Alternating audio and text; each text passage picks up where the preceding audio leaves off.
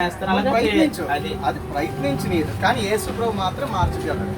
ఎందుకంటే తమ్ముడు, యేసుప్రభు నిజమైన దేవుడు అని చెప్పడానికి కారణం ఏంటంటే, ఒక మాట చెప్పి వెళ్ళిపోతుంది, మనుషులందరూ పాపంతో ఉన్నాము, మన పాపానికి వచ్చే శిక్ష యేసయ్యే భరించాడు, ఇంకెవరు తీయలేడు.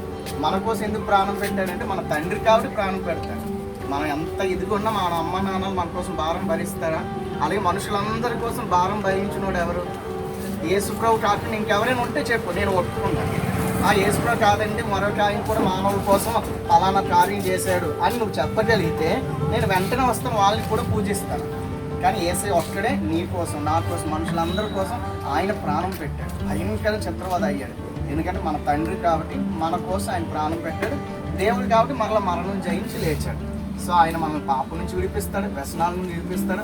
ఒకప్పుడు సూసైడ్ చేసి చచ్చిపోవాలని అనుకున్నవాడిని, నా జీవితాన్ని పాడు చేసుకొని మధ్యలో కాలేజ్ చదివేవాడిని నేను, భయంకరంగా చెడిపోయినవాడిని.